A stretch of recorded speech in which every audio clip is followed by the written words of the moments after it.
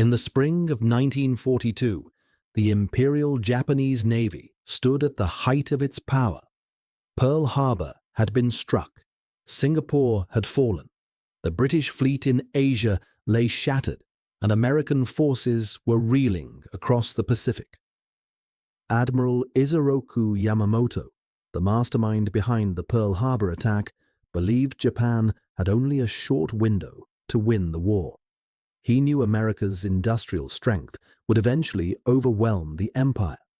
His solution was bold: lure the remaining U.S. aircraft carriers into a trap near a tiny speck of land called Midway Atoll and destroy them in one decisive blow. If the carriers were sunk, Yamamoto believed the United States might be forced to negotiate. It was a gamble that placed the future of the empire on a single battle. Midway lay halfway between Asia and North America, a strategic outpost with an American airfield. Yamamoto's plan was complex. A diversionary attack on the Aleutian Islands would draw American forces north, while the main carrier fleet struck Midway. Vice Admiral Chuichi Nagumo commanded the 1st Air Fleet, 4 elite carriers: Akagi, Kaga, Soryu, and Hiryu. These were the same ships that had attacked Pearl Harbor. Their pilots were the most experienced naval aviators in the world. Nagumo's mission was clear: bomb Midway, destroy its defenses, and prepare to ambush American carriers when they appeared. Before dawn on June 4, 1942, Nagumo launched his first wave toward Midway. Japanese bombers and fighters roared across the dark ocean sky. The attack caused heavy damage, but it failed to neutralize the base. Runways remained usable. American planes continued launching. Reports soon reached Nagumo that a second strike was needed to finish the job. At the same time, Japanese scout planes began reporting enemy ships. But the messages were delayed and unclear. One report mentioned 10 enemy ships, but failed to confirm if carriers were among them. Nagumo hesitated. Below deck, chaos began to form. Nagumo ordered his reserve aircraft rearmed, first with bombs for a second Midway strike, then suddenly with torpedoes in case American carriers were present. Crews rushed back and forth swapping weapons. Bombs were stacked beside torpedoes. Fuel hoses snaked across the hangar decks. The carriers became floating arsenals, dangerously vulnerable. Meanwhile, American aircraft launched from Midway attacked the Japanese fleet in scattered waves. Torpedo bombers flew low and slow, unescorted by fighters. Japanese Zero pilots cut them down mercilessly. Entire American squadrons were wiped out. From Nagumo's bridge, it looked like the enemy was being crushed. Victory seemed close, but while Japanese fighters chased torpedo planes at low altitude, the sky above the fleet was left unguarded. At 10:20 a.m., American dive bombers from the USS Enterprise and Yorktown suddenly appeared overhead.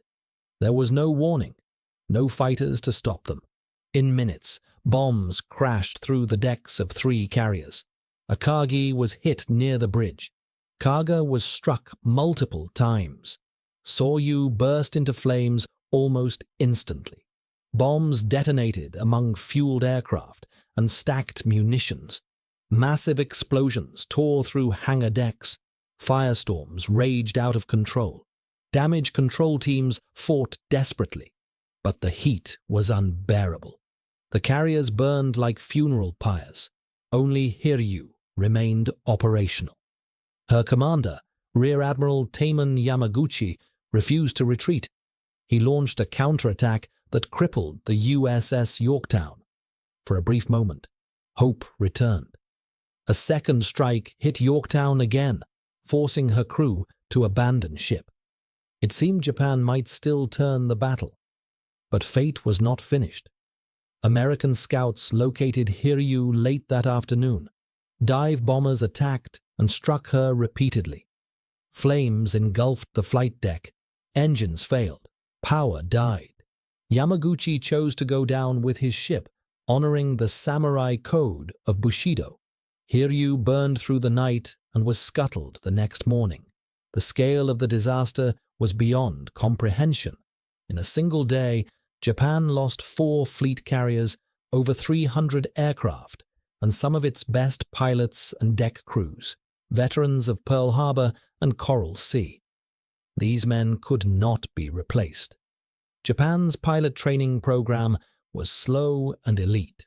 America's was massive and fast. The imbalance would soon become fatal. As fires consumed the wrecks, the human cost became horrifyingly clear. Sailors trapped below decks suffocated in smoke or burned alive as aviation fuel ignited around them. On Kaga, torpedoes detonated in massive explosions. On Soryu, flames raced from bow to stern. Survivors later described screams echoing through steel corridors. Destroyers began pulling men from the oil-covered sea. Some wept openly. Others stared in silence, unable to comprehend the defeat. For many, it was the first loss they had ever known. Admiral Nagumo was evacuated from Akagi shortly before she was scuttled. He would live with the burden of the decision that doomed the fleet. Historians still debate his choices, but from his perspective, he had been operating with incomplete information under crushing pressure. The delayed scout report confirming American carriers arrived minutes too late. Fate had turned on moments. Admiral Yamamoto ordered a retreat. The dream of crushing America's carriers had collapsed.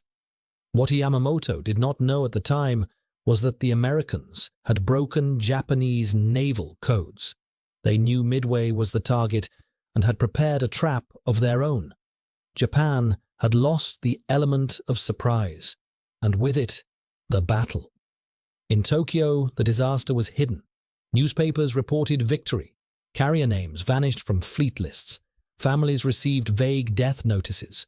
No memorials, no funerals. The empire needed morale, not truth. But inside the Navy, despair spread. Officers knew the strike force of the empire was gone. American shipyards were already building new carriers. Japan could not compete industrially.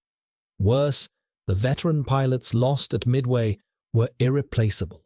Their successors would be rushed into battle with minimal training, leading to devastating losses in future battles. For survivors, Midway never ended. Many fought at Guadalcanal, where Japan bled itself trying to regain momentum. Others died defending island after island as American forces advanced westward. Each defeat traced back to that single morning in June. Years later, Japanese veterans spoke of Midway with quiet sorrow, not anger, not excuses, just grief. They understood that war is decided not by courage alone, but by intelligence, logistics, and timing. At Midway, Japan had brave men, powerful ships, and elite pilots, but lost the one thing that mattered most: surprise. 4 carriers now rest on the ocean floor, silent tombs for thousands of sailors and airmen. Their sacrifice changed history. The empire they served would fall 3 years later, but the turning point came here, in a battle that lasted only hours, yet reshaped the world. From sunrise to noon, destiny shifted, and the Japanese Navy, once feared across the Pacific, would never again recover its former strength.